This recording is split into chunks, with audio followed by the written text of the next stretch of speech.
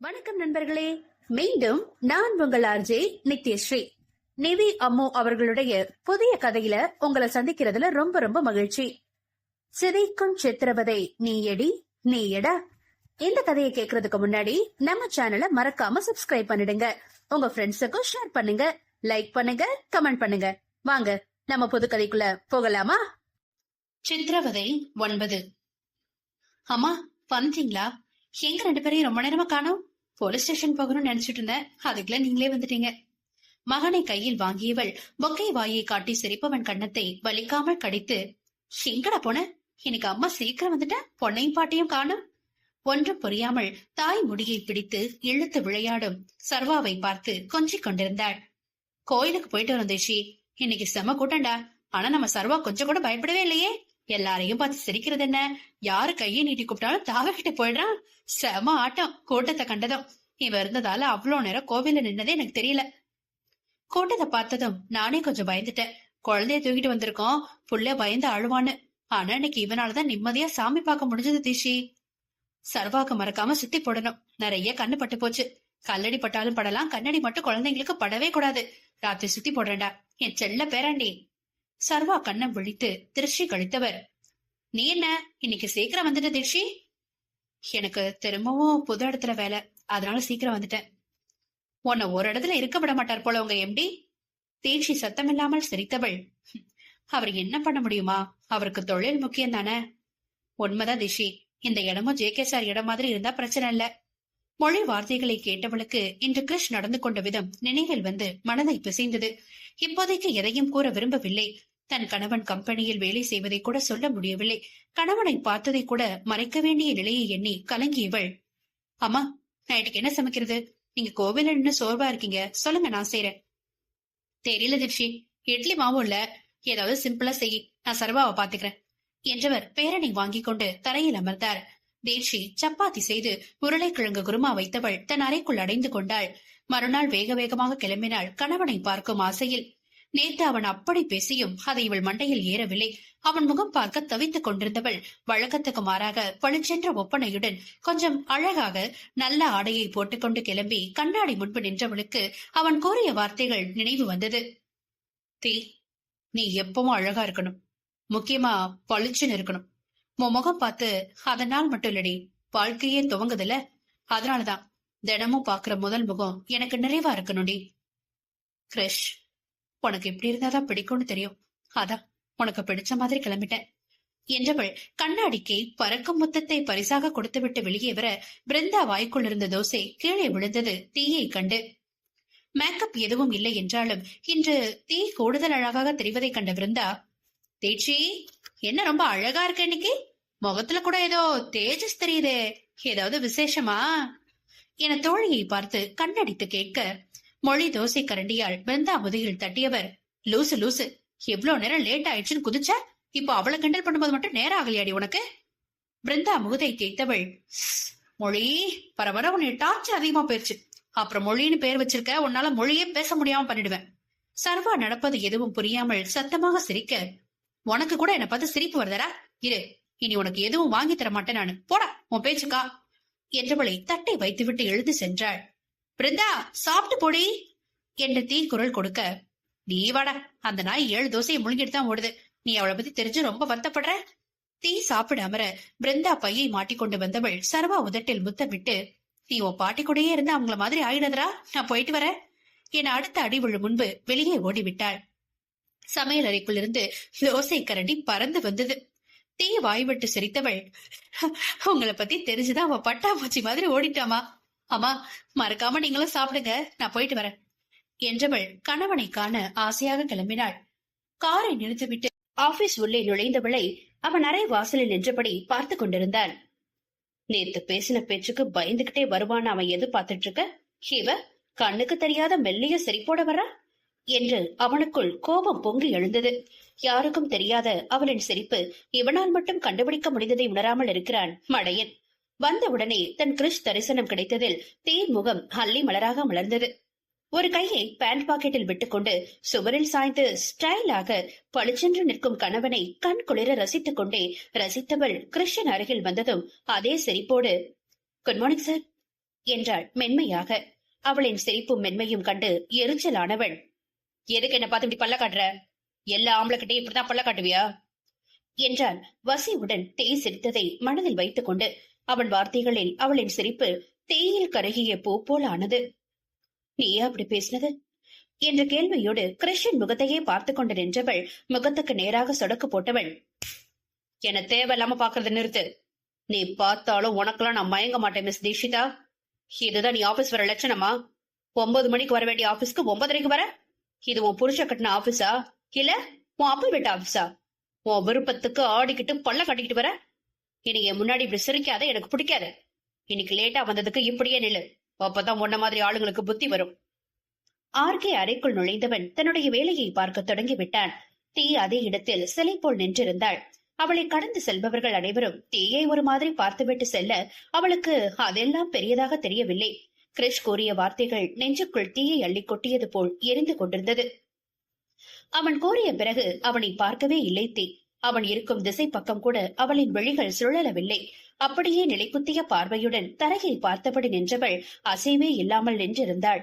RK உள்ளிருந்து வேலை செய்வது போல் தீயை தான் பார்த்து கொண்டிருந்தான். அவள் தன்னை பார்க்காமல் தரையே பார்த்து கொண்டிருப்பது ராதாவுக்கு சுத்தமாக பிடிக்கவில்லை. பார்த்தவளை பார்க்க வேண்டாம் என்று கூறியவனும் இவன்தான் இப்போது பார்க்காமல் நிற்பவளை எதற்காக பார்க்கவில்லை என்று நினைத்து கோபப்படுவதும் இவன்தான். 9 மணி ஆபீஸுக்கு காலை 8 மணிக்கே வந்து தேக்காக காத்திருந்தான் ஆர்கே. இரவு முழுவதும் ஏதோ ஒரு விதத்தில் ராதா நினைவை விட்டு நீங்கவே இல்லை தீ. சீக்கிரம் வந்தவன் 9 மணி வரை தன் அறை ஜன்னல் வழியே காத்திருந்து அவள் வரவில்லை என்றதும் தான் வெளியே வந்து காத்திருக்க துவங்கினான். 9:30 மணிக்கு புத்தம் புது பூவாக மெல்லிய சிரிப்புடன் வந்தவளை தன்னை மறந்து ரசித்தவன் அவள் தன்னையே பார்த்து கொண்டு வந்ததில் லேசான சாரல் அடித்தது. அவள் முகத்தில் தோன்றிய அதீத சந்தோஷம் ராதாவுக்குள் உறங்கிய சைத்தானை மீண்டும் தட்டி எழுப்பிவிட்டது. என்ன செய்ய? தீ அப்படியே 2 மணி நேரம் நின்றாள். அவளாக மன்னிப்பு கேட்பாள் என்று ராதா நினைத்துக் கொண்டிருக்க 2 மணி நேரம் கடந்தும் அவள் நிமிரவும் இல்லை, வாய் திறக்கவும் இல்லை. உயிர் உள்ள மூச்சு விடும் சிலை போல் நின்றிருந்தாள் கால்கள் வலிக்க. அவனே எழுந்து வெளியே வந்தவன் அதிகாரம் பொங்க, மிஸ் தீட்சிதா, நீங்க இப்படியே நின்னு வேலை செய்யாம சம்பளம் வாங்க வரல. கொஞ்சமாவது உழைக்கணும்னு என்ன இருக்கா? வாங்குற சம்பளத்துக்கு உண்மையா இருங்க. போய் வேலையை பாருங்க. உங்களுக்கு தனி ரூம் கிடையாது. என் ரூம்ல உங்களுக்கு ஒரு டேபிள் போட சொல்லியிருக்கேன். உங்க வேலை எனக்கு பிடிச்ச மாதிரி இருக்கணும், உங்களுக்கு பிடிச்ச மாதிரி இருக்க கூடாது. போய் வாங்குற சம்பளத்துக்கு வேலையை பார்க்க ஆரம்பிங்க என்றவனை நிமிர்ந்து பார்க்காமல் ஓகே சார் என்றவள் அவனை கடந்து அவன் அறைக்குள் சென்றாள். அவள் நிமிர்ந்து பார்க்காமல் செல்வது அவனை அவமானப்படுத்திவிட்டு செல்வதாக நினைத்துக் கொண்டவன் அவளை முறைத்தபடி தன் சீட்டில் அமர்ந்தான். சித்திரவதை 10. நீ என் கண் பார்வையிலேயே இருக்கணும்டே, அப்பதான் என்ன உன்னால ஏமாத்த முடியாது. அதுக்குதான் அந்த ஏற்பாடு என்று தீயை பார்த்தபடி கூறிக்கொண்டான். அவளோ என்ன வேலை செய்வது என்று தெரியாமல் டேபிளில் கிடந்த அனைத்தையும் சுற்றி சுற்றி பார்த்து கொண்டிருந்தாள். மிஸ் தீட்சிதா என்ற 5 நிமிடத்தில் ராதா அழைக்க எஸ் சார் என்றபடி பள்ளி மாணவி போல் அவனை பார்க்காமல் எழுந்து நின்றாள். என்ன செய்றீங்க? ஒன்னும் செய்யல சார், சும்மாதான் இருக்கேன். நீங்க சும்மா இருக்கவா சம்பளம் வாங்குறீங்க? இப்பதானே சொன்ன வாங்குற சம்பளத்துக்கு வேலை செய்ய சொல்லி என்று கர்ஜிக்க தீ கொஞ்சமும் அசராமல் நின்றவள், நான் உங்களுக்கு பேயே இல்ல சார். உங்க வேலையை செய்ய. என்னுடைய வேலை டிசைனிங். நீங்க உங்க ஹோட்டல் எங்க இருக்குன்னு சொல்லுங்க, நான் நேர்ல பாத்துட்டு மொத்த டிசைனும் தரேன் என்றாள் நிதானமாக. இம்முறை ராதா அமைதியானான். ஹோட்டல் கட்டவே இப்பதான் தொடங்கியிருக்கேன் என்று கர்ஜனை குறையாமல் கூறியவன் வெளியேறிவிட்டான். அவன் பதிலில் அதிர்ந்து அப்படியே நின்றிருந்தாள் தீ. அப்போ அது வரைக்கும் நான் என்ன பண்றது என்று கேட்டவளுக்கு பதில் கூறத்தான் ஆர்கே அங்கு இல்லையே. கடவுளே என்று நினைத்தபடி தன் சீட்டில் அமர்ந்தவள் சும்மா இருக்க பிடிக்காமல் மனதுக்கு தோன்றியதை செய்ய தொடங்கினாள்.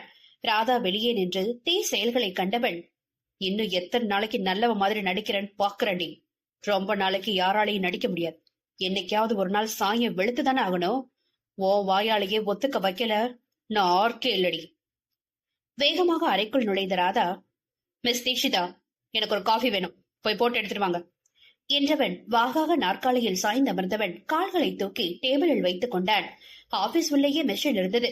பால் சூடாக எடுத்து அதில் தேவைக்கு சர்க்கரை கசாயம் நாமே கலந்து கொள்ளலாம்.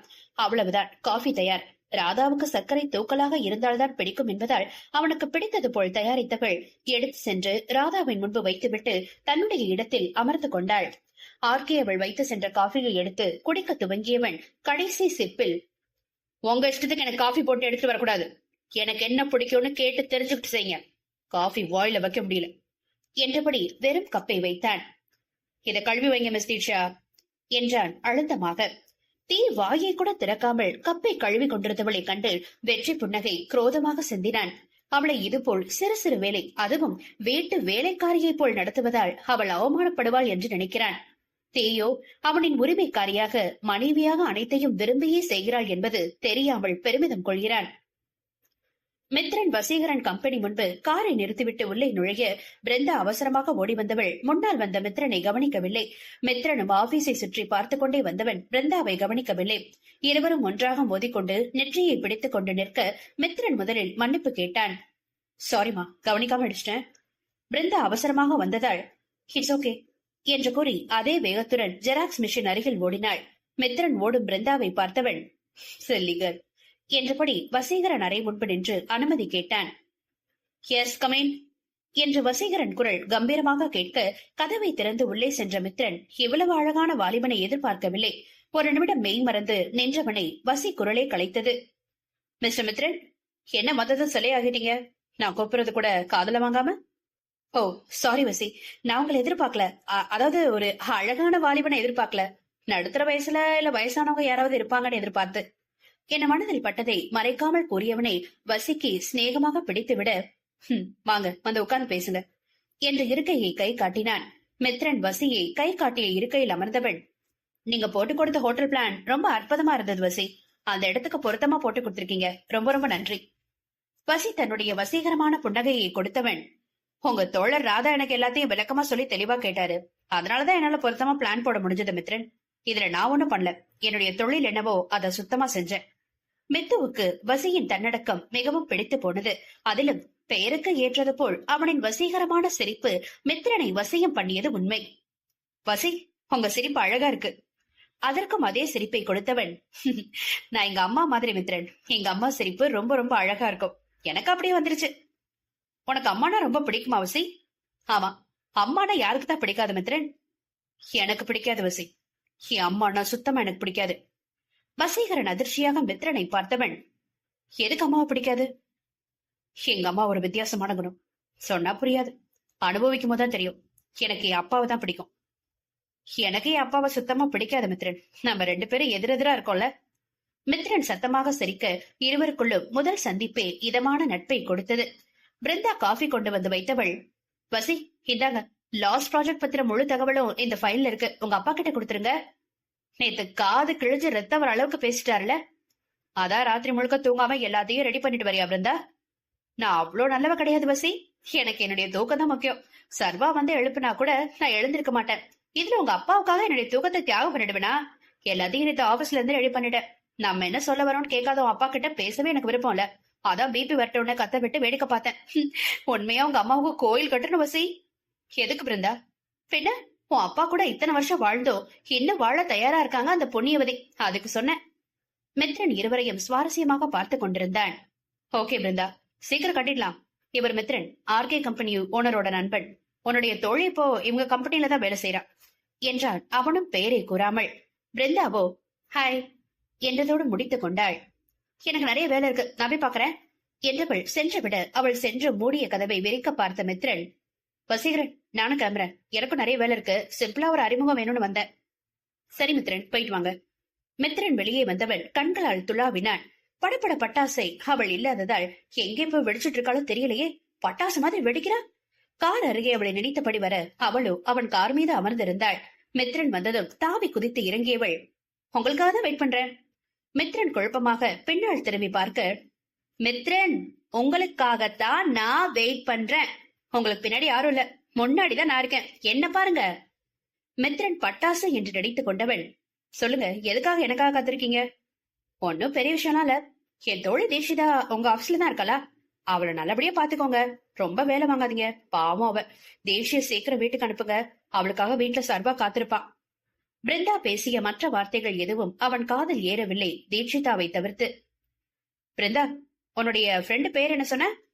இவனுக்கு காது கேட்காதா என்ன என்ற சந்தேகத்தோடு தீட்சிதா என்று சத்தமாக கூறினாள்.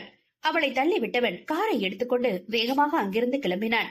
மண்ணில் விழுந்து கிடந்தவளோ எழுந்து நின்று தன் உடலில் ஒட்டியிருந்த மண்ணை துரைத்தபடி, அணுகுண்டா எப்படி தள்ளிவிட்டு போறான் பாரு என்று திட்டிக் கொண்டே உள்ளே சென்றாள். ஒருவேளை பிருந்தா கூறிய தீட்சை நம்ம தீயா இருக்குமா? அப்படி இருந்தா ராதா கிட்ட மாட்டிக்கிட்டு என்ன பாடுபட போகுதோ? கடவுளே, இப்படி ஒரு சிக்கலை கொண்டு வந்து விட்டுட்டியே. மனதில் போராட்டமே நடந்தாலும் மித்ரன் காரை வேகமாக ஓட்டினான். தீட்சை அவளாக இருந்தால் சந்தோஷப்படுவதா, இல்லை தவறான நேரத்தில் வந்து சிக்கிக் கொண்டதை நினைத்து கவலைப்படுவதா? தெரியாமல் குழம்பி தவித்தவன் ஆபீஸ் வாசலில் காரை நிறுத்திவிட்டு திறந்த கார் கதவை கூட மூடாமல் உள்ளே ஓடினான் அவசரமாக. உள்ளே இவன் சென்ற நேரம் ராதாவின் கை விரல்கள் தீ கன்னத்தில் இறங்கியது. சித்திரவதை 11. மித்ரன் மூச்சிறைக்க ஓடி வந்தவன் ராதாவின் அறைக்கதவை திறந்து கொண்டு உள்ளே செல்ல தீ அறை வாங்கி நின்றிருந்தாள். தீயால் நம்பவே முடியவில்லை. தன்னை தன் கணவன் அடித்ததை. அவளோ வெளிகளில் வழிந்த நீரை கூட துடைக்காமல் குனிந்தபடி நின்றிருக்க ராதா உச்சக்கட்ட கோபத்தில் கத்தினான். அறிவை கழட்டி வச்சுட்டு வந்தியா? எத்தனை முறை சொன்னாலும் உனக்கு மண்டையில ஏறாதா? மித்ரன் வேகமாக ஓடி வந்தவன், ராதா, இதென்ன கெட்ட பழக்கம்? கை நீட்டி அடிக்கிறது. அவங்க மேல உனக்கு என்ன உரிமை இருக்கு? அறைய இது என்ன ஸ்கூலா? டீச்சர் ஸ்டூடெண்ட் அடிச்ச மாதிரி. சே, வர வர அறிவு மழுங்கி போச்சா உனக்கு? எந்த உரிமை இல்லாத மூணாவது மனுஷிய கை நீட்டி அடிச்சிருக்க? நீ என்னுடைய நண்பனான சந்தேகமா இருக்கு. வர வர உன்னை பார்த்தாலே வெறுப்பா இருக்கு. உன்னுடைய அதிகாரத்தை பொம்பளை கிட்ட காட்டாத என்று தோழனாக இருந்தாலும் செய்தது தவறு என்ற எண்ணத்தில் திட்டினான். மித்ரன் கேட்ட கேள்வியில் மீண்டும் தீ மீதே கோபப்பட்டான் ராதா. இவளுக்காக சப்போர்ட் பண்ணி என்னையே திட்டுறியா? இவளை பத்தி உனக்கு என்ன தெரியும் மித்தோ என்று மித்ரனின் கோபத்துக்கு இணையாக ராதாவும் சண்டையிட துவங்கினான். எனக்கு யார பத்தியும் தெரிய வேண்டிய அவசியம் கிடையாது ராதா. எனக்கு விருப்பமும் கிடையாது. நீ இப்படி நடந்துகிட்ட வெளியே இருக்க அத்தனை பெண்களுக்கும் உன் மேல நம்பிக்கை இருக்காது. அப்புறம் எப்படி ஆபீஸ் நடத்துவ? மித்ரன் தீ பக்கம் திரும்பியவன், மேடம், நீங்க போய் முகம் கழுவிட்டு வாங்க என்றவன் ராதா முகத்தை கூட பார்க்காமல் நாற்காலியில் அமர்ந்தாள். ராதா கோபமாக அறையை விட்டு வெளியேற செல்லும் நண்பனை வேதனையோடு பார்த்தவன், யார பூ மாதிரி பாத்துக்கிறோன்னு ஆசைப்பட்டியோ அவளை தாண்டா கசக்க துடிக்கிற, அழ வைக்க நினைக்கிற. உனக்கு எல்லாமே ஞாபகம் வந்தது கண்டிப்பா இப்ப பண்ற எல்லாத்தையும் நினைச்சு ரொம்ப துடிச்சு போயிடுவிடாரா? முகம் கழுவிய தீக்கு கொஞ்ச நேரத்துக்கு முன்புதான் என்ன தவறு செய்தோம் என்று நினைத்து பார்த்தாள். ராதா கணினியில் வேலை செய்து கொண்டிருந்தவன், மிஸ் தீட்சிதா என்று அழைத்தான். தீ என்னவென்று கேட்க, அந்த ரெட் கலர் ஃபைல் எடுத்துருவாங்க என்று கூறினான். தீ ஃபைல்கள் அடுக்கப்பட்டிருந்த இடத்துக்கு சென்றவள் குனிந்து பார்க்க அங்கு 3 ஃபைல்கள் ரெட் கலரில் இருந்தது. எதை கேக்குறான் என தெரியாமல் குழம்பியபடி நின்றவள் அங்கேயே நின்று முழித்துக் கொண்டிருக்க, தான் கேட்டதை எடுத்து தராமல் முழித்துக் கொண்டிருக்கும் தீயை நிமிர்ந்து பார்த்தவன் சீட்டிலிருந்து எழுந்து தீ அருகில் வந்து நெருங்கி நின்றான். அவனை அறியாமல், அவளை இடிக்காமல் உரசாமல் மிக நெருக்கமாக நின்று கொண்டிருந்தவன் குனிந்து அவளைப் போலவே பார்த்தவன், ஒரு ஃபைல் எடுக்க இன்னும் எவ்வளவு நேரம் வேணும் மிஸ் தீட்சிதா என்றான். தன் காதறிகள் கேட்ட அவன் குரலில் சட்டென்று திரும்பியவள் அவனை இவ்வளவு நெருக்கமாக எதிர்பார்க்கவில்லை. திரும்பிய வேகத்தில் ராதா மீது மோதி சாய்ந்து விட அவள் சாய்வாள் என்று எதிர்பார்க்காதவன் நிலை தடமாறி தீயை இழுத்துக்கொண்டே கீழே விழுந்தான். அவன் மேல் விழுந்தவள் நிமிர்ந்து ராதாவை பார்க்க இருவரின் கண்களும் ஒன்றாக சந்தித்துக் கொண்டது. தீயை அணைத்து அழுத்தியபடிதான் ராதா தீயை பார்த்து கொண்டிருந்தான். நீண்ட நாட்களுக்கு பிறகு அவன் உடலின் அரவணைப்பில் அவனின் நெருக்கத்தில் தன்னையே மறந்து போனாள் தீ. அவள் விழிகளோடு உறவாடியவன் புத்தியில் சைத்தான் புகுந்து கொள்ள தீயை தள்ளிவிட்டு எழுந்தவன் அவளை கைப்பிடித்து இழுத்து தூக்கி நிறுத்திய வேகத்தில் அவள் நன்றாக நிற்கும் முன்பு அவள் கன்னத்தில் ஓங்கி அறைந்தான். முழுதாக ஒரு மூச்சு அழுது தீர்த்தவள் தன் தவறு என்னவென்று புரியாமல் மித்ரனை தேடிச் சென்றாள். அறைக்குள் நுழைந்தவள் ராதா இல்லாததைக் கண்டு நிம்மதி மூச்சு விட்டுக் கொண்டு கண்மூடி அமர்ந்திருந்த மித்ரன் தோளில் கை வைத்து, மித்து என்று உள்ளே போன குரலில் அழைத்தாள். தீ குரலை கேட்டதும் மித்ரன் கண் விழித்தவன் கண்களில் சிக்கியது அவள் அழுதிருப்பது. விரக்தியாக சிரித்தவன், என் தீ கண் கலங்க கூடாதுன்னு சொன்னவன்தான் இன்னைக்கு உன்னை அழ வச்சுட்டு போறான் தீ. மித்து, என் கிருஷ்ய மேல கோபமா இருக்கான், அதான் இப்படி எல்லாம் நடந்துக்கிறான். கோபம் போனது பழையபடி ஆகிடுவான் என்றவளை கண்டு கவலைப்பட மட்டுமே முடிந்தது மித்ரனால். அறியாமையால் பேசும் தீயை கண்டு பெருமூச்சு விட்டவன், அதுக்கு வாய்ப்பே இல்லதி, ஏன்னா அவன் உன் கிருஷ்யே இல்ல என்றான் நிதானமாக. மித்ரன் வார்த்தைகளை கேட்டு தீயின் இதயம் துடிக்க மறுத்தது. சிலையாக ஸ்தம்பித்து நின்றவளை வலியோடு பார்த்தவன், உன்னால தாங்க முடியாதுன்னு எனக்கு தெரியும் தீ, ஆனா இனி என்னால மறைக்க முடியாது. அவன் உன் மேல கோவமா இல்ல, அவன் ஒன்ன என்ன அவனையே யாருன்னு மறந்துட்டு வாழ்ந்துட்டு இருக்கா. அவனுடைய கடந்த காலம் முழுக்க மறந்துட்டான். அவன் பழைய ராதாகிருஷ்ணன் கிடையாது. இப்போ அவன் ஆர்கே மட்டும்தான். உன்னை பார்த்தா அவனுக்கு பழசு ஞாபகம் வரும்னு ஒரு சின்ன நம்பிக்கையில இருந்த, இப்ப அதுக்கும் வாய்ப்பு இல்லாம போயிடுச்சு. நீ ஹாஸ்பிட்டலை விட்டு வந்ததும் நானும் ஆர்கே கூடவே இருந்தேன். ஆனா வீட்டுக்கு போய் வர்ற நேரத்துக்குள்ள ராதாவுக்கு கான்சியஸ் வந்துருச்சு. அந்த காஞ்சனா உன்னை பத்தி தப்பு தப்பா சொல்லிருக்கா. எல்லாத்தையும் நீதான் பண்ணன்னு சொல்லிட்டா. ராதா மனசுல ஆழமா பதிஞ்சு போச்சு. உன் மேல கோபமும் பழி வாங்குற வெறியும் மட்டும்தான் அவனை சீக்கிரம் குணமாக்கு சித்தி. அவன் திடீர்னு கொடைக்கானல் வந்தது எனக்கு சந்தேகம் இருந்துச்சு. ஆனா அவனுக்கு ஒரு மாற்றமா இருக்கும்னு தான் நான் அமைதியா இருந்தேன். அவன் உன்னை பழி வாங்கதான் இங்க வந்தான்னு இப்பதான் புரியுது. அதனால்தான் தேவைக்கு அதிகமான பணம் கொடுத்து வசீகரன் கம்பெனி கூடயே டைப் பண்ணி இருக்கிறான் என்று கூறினான். அவன் உன்னுடைய பழைய கிருஷி இல்லத்தி, அவனுடைய எதிரி. இப்போ கண்டிப்பா அந்த காஞ்சனா மிருதுலாவை அழிச்சிட்டு வருவா. இங்க நீ இருக்கன்னு தெரிஞ்சா. தீ அனைத்தையும் கேட்டவள் உயிரில்லா சிலையாக நின்றிருந்தாள். அவனுக்காக, அவன் வரவுக்காக எத்தனை நாட்கள் காத்திருந்தது பயன் இல்லாமல் போய்விட்டதே. அவளுக்குள் எழும் வலியை அவளால் தாங்க முடியாத பாரமாக மாற, மித்து, நான் வீட்டுக்கு போகவா என்றாள் உயிர்ப்பே இல்லாமல். அவளுக்கு இப்போது தனிமை தேவை என்பதை உணர்ந்த மித்ரனும், நானே கொண்டு வந்து விடுறதே. இல்ல மித்து, என்கிட்ட கார் இருக்கு, நான் கிளம்புறேன் என்றவள் அதற்கு மேல் அங்கு நிற்கவில்லை. ஓட்டமும் நடையுமாக காருக்கு வந்து சேர்ந்தவள் காருக்குள் அமர்ந்து மூச்சை நன்றாக இழுத்து விட்டாள். காரை ஸ்டார்ட் பண்ணியவள் கார் சென்ற திசைக்கு ஓட்ட துவங்கினாள். ராதா எங்கு செல்கிறோம் என்று தெரியாமல் காரை வேகமாக ஓட்டிக் கொண்டிருந்தவனுக்கு கோபம் மட்டும் குறையவே இல்லை. இது தீமேல் உள்ள கோபம் இல்லை, தன்மேல் உள்ள கோபம். மித்ரன் கேட்ட கேள்விகள் 100% உண்மைதானே? அவள் மேல் எனக்கேட்ட உரிமை உள்ளது அவளை அடிக்க. நான் யார் அவள் மீது உரிமை கொண்டாட? கோபத்தில் அவளை அடித்த கைகளை ஸ்டியரிங்கில் ஓங்கி குத்தியவன் கண்களுக்கு தோன்றியது தன் கை விரல்கள் அவள் கன்னத்தில் பதிந்து சிவந்திருந்தது. அவளின் குட்டி முகத்தில் தன்னால் உண்டான அசிங்கம் என்று நினைத்தவன் கண்ணாடியை இறக்கி அதில் கை வைத்து மீண்டும் மேல் ஏற்றி விட்டுக் கொண்டான். விரல்கள் துண்டாகிவிடும் போல. அப்போது அவன் சுரணை இல்லாமல் அவள் கன்னத்தில் தோன்றிய வடுவை பற்றியே சிந்தித்துக் கொண்டிருந்தான். விரல்களில் இருந்து ரத்தம் வழிய காரை ஒரு இடத்தில் நிறுத்திவிட்டு கீழிறங்கிய ஆர்கே விரல்களில் இருந்து ரத்தம் சொட்ட சொட்ட அப்படியே நின்றிருந்தான். தலைக்கு மேலே சத்தம் கேட்கவும் நிமிர்ந்து பார்த்தவன் கண்களில் சிக்கியது 2 பறவைகள். ஒரு பறவை மற்றொரு பறவையின் இறகுக்குள் தலையை வைத்துக் கொண்டிருக்க, அதன் இணை தன் இறகுக்குள் இருப்பதன் கழுத்தை மூக்கால் தேய்த்துக் கொண்டிருந்தது. ராதா மனதில் மிகவும் ஆழமாக பதிந்து போனது அந்நிகழ்வு. காரணமே அறியாமல் தீ நினைவு அவ்விடத்தில் வர அதுவரை கொதித்துக் கொண்டிருந்த மனது கொஞ்சம் அடங்கி போனது. கோபமும் அவளால் உண்டானது. அந்த கோபமும் அவளால் குறைந்து போனது. அவன் மனம் ஏன் அந்த பறவைகளிடத்தில் தங்களை வைத்து கற்பனை செய்ததோ அதே மனநிலையோடு காரில் ஏறியவன் காரை மிதமான வேகத்துடன் செலுத்த துவங்கினான். தீக்கு கண்ணீர் கண்களை மறைக்க கார் ஓட்டவே பயந்தாள். சாலை ஓரமாக நிறுத்தியவள் கண்ணாடி முழுவதையும் மூடிவிட்டு கதறி அழுதாள் சத்தமாக. கிரிஷ், நான் அனாதையா இருந்தப்போ கூட இவ்வளவு அழுததில்ல. இப்ப சொந்தோட நீ இருந்தும் தினமும் அழுறேன். என்ன மாதிரியே நம்ம குழந்தைய அனாதை ஆயிட்டானே. நாங்க யாருக்கும் எந்த கெடுதலையும் செய்யலையே, அப்புறம் எதுக்கு இப்படி ஒரு தண்டனை? உன்னை நம்பிதானே கிரிஷ் இத்தனை நாள் உயிரோட இருந்த. எதுக்கு இப்படி என்ன சித்திரவதை பண்ற கிரிஷ்? என்னால தாங்க முடியல என்று நெஞ்சை பிடித்து கதறி கொண்டிருந்தாள். வசீகரன் அதே பாதையில் வந்தவன் தீ கார ஓரம் கட்டி நிற்பதைக் கண்டு யோசனையாக தன்னுடைய காரை ஓரம் கட்டி இறங்கியவன் தீ கார் கண்ணாடியை வேகமாக தட்டினான். அவள் திறக்காததால் கதவில் கை வைத்து பார்க்க கதவு ஓபன் ஆனது. யோசிக்காமல் உள்ளே நுழைந்தான். அதே வழியில் ராதா வருவதை உணராமல். சித்திரவதை 12. கதவை திறக்கவும் சந்தேகமாக உள்ளே எட்டி பார்த்தவன் அதிர்ந்து போனான். தீ சத்தமாக நெஞ்சை பிடித்துக் கொண்டு அழுவதை கண்டவனால் அதற்கு மேல் அமைதியாக வேடிக்கை பார்க்க முடியவில்லை. அதிலும் அவள் கதறல் காதல் கொண்டவன் மனதை வெகுவாக பிசைந்தது. காருக்குள் அமர்ந்தவன், தீட்சி என குரல் கம்மா அழிக்க அவள் எங்கே வசீகரனை உணர்ந்தாள். அவள் அழுவது மட்டுமே என் வேலை என்பது போல் அழுது தீர்த்து கொண்டிருந்தாள். அவளின் அழுகை குறைவதாகவும் தெரியவில்லை, அவள் தன்னை உணர்வதாகவும் தெரியவில்லை என்பதால் தீட்சி என்று அவளை பிடித்து உலுக்கினான். வசியை கண்டதும் அவனுக்கு ஆறுதலுக்கு ஒரு துணை கிடைத்ததாக தோன்றியது. பாய்ந்து வசியின் தோளில் சாய்ந்து கொண்டவள் மீண்டும் அழுகையை தொடர வசீகரன் மனம் உணர்வு குவியலாக மாறியது. அவள் தலையை வருடி கொடுத்தவன், தேஷிமா என்று பாசமாக அழைக்க அவன் பாசத்தில் அவளுக்கு எந்த தவறும் தெரியவில்லை. அவள் கண்ணீர் விடும் பொழுது தன் தோளில் சாய்ந்ததே வசிக்கு மிகப்பெரிய வரமாக தோன்றியது. இருவர் எண்ணத்திலும் மனத்திலும் எந்த தவறும் இல்லாததால், தேஷிமா சர்வாவுக்கு ஏதாவது உடம்பு சரியில்லையா? அவளிடம் பதில் இல்லை. உனக்கு உடம்பு ஏதாவது முடியலையா? அப்போதும் பதில் இல்லை. அவள் மனவழியில் அழுவதை உணர்ந்தவன் அவள் அழுது முடியட்டும் என்று காத்திருந்தான். அவள் அழும்போது தோள் கொடுக்கும் தோழனாக இருப்பதை வரமாக நினைத்தான் வசி. இதை காதல் என முட்டாள்தனமாக எடுத்துக் கொள்ளவில்லை.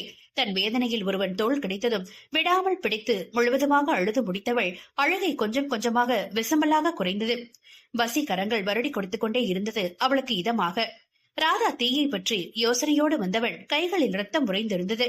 தீ கார் சாலையில் ஓரம் கட்டி இருப்பதை கண்டவன் அவளுக்கு என்ன ஆனதோ என்று அவனையே அறியாமல் அவன் மனம் துடிக்கத் தொடங்கியது. துடிக்கும் இதயத்தை தட்டி கொடுத்தவன் அவசரமாக காரில் இருந்து இறங்கி ஓடியவன் உள்ளே எட்டி பார்த்தவன் ரத்தம் உயர் அழுத்தத்தில் கொதிக்க துவங்கியது. முகம் முழுவதும் சிவந்து நரம்புகள் புடைக்க நின்றிருந்தவன் கோபத்தில் எண்ணெய் ஊற்றுவது போல், தேஷி, உனக்காக எப்போது நான் இருப்பேன், அதை மறந்துடாத என்றான் வசீகரன். இருவரின் நெருக்கமும் வசீகரனின் வார்த்தைகளும் ராதாவின் அடங்கிய மனதை தூண்டி விட்டுவிட்டது. அவளுக்காக துடித்த இதயம் இப்போது கோபத்தில் வேகமாக துடிக்க தன் காருக்குள் அமர்ந்து கதவை அறைந்து மூடியவன் கார் சீட்டை ஓங்கி குத்தினான். கொஞ்ச நேரத்துல உன்னை போய் அப்பாவின் நினைச்சு வருத்தப்பட்டுட்டேன்டி மிஸ் தீட்சிதா. ஆனா நீ நல்லவ கிடையாது, ரொம்ப இல்ல ரொம்ப ரொம்ப கெட்டபடி என்றவன் கைகளில் மீண்டும் ரத்தம் வழிய துவங்க கார் எடுத்து அவர்களை தாண்டி சென்றவன் பார்வை முழுவதும் வசீகரன் மீதும் அவன் கை மீதுமே இருந்தது. ஆபீஸ் உள்ளே அதே கோபத்தோடு நுழைந்தவன் டீ சீட்டை பார்த்துவிட்டு, மித்து, எங்க மிஸ் தீட்சிதா? ஆபீஸ் நேரத்துல இங்க இல்லாம எங்க போனாங்க? மித்ரன் ராதா முகத்தை நிமிர்ந்து பார்க்காமல், அவங்க வீட்டுக்கு போயிட்டாங்க என்றான். ராதா கோபத்தில் டேபிளை தட்டியவன், யார கேட்டு போனாங்க? நேத்து அப்படித்தான் பாதியில சொல்லாம கொள்ளாம ஓடி போனாங்க. இன்னைக்கு ஓடிட்டா யாரா வேலை செய்யறது? என்கிட்ட சொல்லிட்டு தான் போனாங்க ராதா. நீ அடிச்சதுல அவங்க கண்ணை வீங்கி இருந்தது, அதான் நானே போக சொன்னேன். மித்ரன் எழுந்து முதலுதவி பெட்டி எடுத்தவன் ராதா கையை பிடித்து ரத்தத்தை சுத்தம் செய்ய துவங்கியவன், நான் இன்னும் கட்டிடமே கட்ட ஆரம்பிக்கல ராதா. அப்புறம் எதுக்கு தீட்சி இங்க இருக்காங்க? அவங்களுக்கு எதுக்கு தண்டமா சம்பளம் தரோம்? வேலை செய்யாம சும்மா இருக்கிறதுக்கு அவங்க கம்பெனில வேற ஏதாவது ப்ராஜெக்ட் பண்ணிட்டு இருப்பாங்களே. மித்ரனிடமிருந்து கையை உருவி கொண்டவன், எனக்கு தெரியும் மித்தோ, என்ன செய்யணும் செய்யக்கூடாதுன்னு. இந்த விஷயத்துல நீ தலையிடாத. நம்ம ஆபீஸ்ல வேலையால நிறைய இருக்கு. இனி இப்படி அவங்க ஆபீஸ் டைம் முடியறதுக்கு முன்னாடி வீட்டுக்கு போக கூடாது என்றவனின் கண்களில் தோன்றியது வசீகரன் தான். வசீகரன் கம்பெனிக்கு போனியா மித்தோ? போன ராதா. வசி ரொம்ப நல்லவர். அவனுடைய வசீகரமான சிரிப்பாலேயே எல்லாரையும் வசியம் பண்ணிடுவான். எனக்கு ரொம்ப பிடிச்சு போச்சு என்று பேசிக் கொண்டிருந்தவன் கதவை பேரிடியாக மோதும் சத்தத்தில் நிமிர்ந்து பார்க்க ராதா அருகே விட்டு வெளியேறி இருந்தான். இப்ப எதுக்கு இவன் கோபமா போறான்? இவன் தானே கேள்வி கேட்டான், அதுக்கு நான் பதில் தானே சொன்னேன் என்றவனுக்கு பைத்தியமே பிடித்தது. முதல்ல சூடா ஒரு காஃபி குடிக்கணும், அப்பதான் வேலை செய்ய முடியும். ராதா உச்சக்கட்ட கோபத்தில் மித்ரன் போட்ட கட்டை கழட்டு எறிந்தான். அவன் சிரிப்பு வசீகரமா இருக்காமா? எல்லாரும் மயங்கிடுவாங்களா? அதான் அவளும் மயங்கி கிடக்குறாளா? என்கிட்ட இல்லாதது அப்படி என்னடி அவன்கிட்ட இருக்கு? என்னை விட அவன் அழகா சிரிக்கிறானா? கார் மிரளில் ராதா ஒருமுறை சிரித்து பார்த்தவனுக்கு அவன் சிரிப்பில் உயிர்ப்பில்லாதது தெரிந்தது.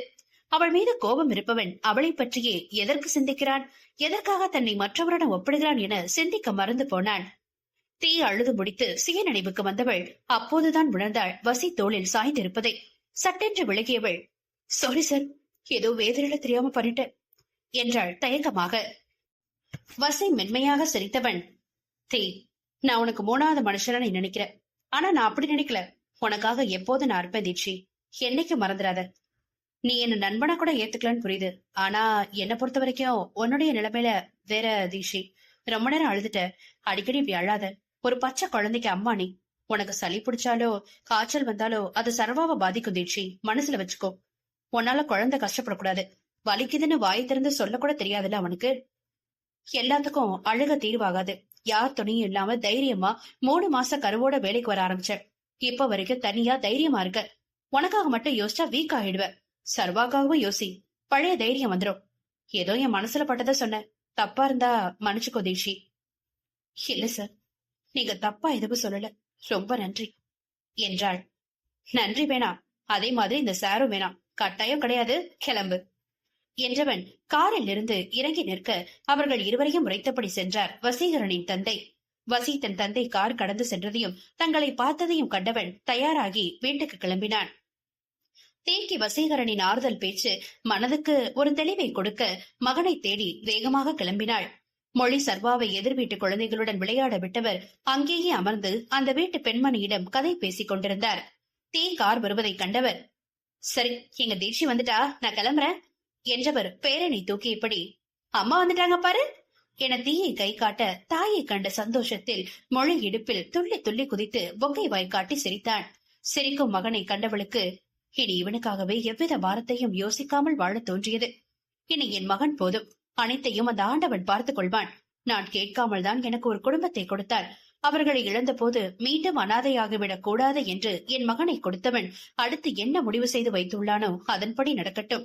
இனி என் மகனுடன் என் வாழ்வு நகரட்டும் என்ற முடிவோடு தன் மகனை கையில் தூக்கியவள், அம்மா, நீங்க போய் பேசிட்டுங்க, இனி நான் பாத்துக்கிறேன் என்றாள்.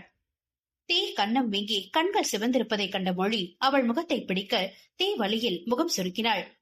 என்ன தீட்சி, கண்ண வீங்கி இருக்கு பலூன் மாதிரி?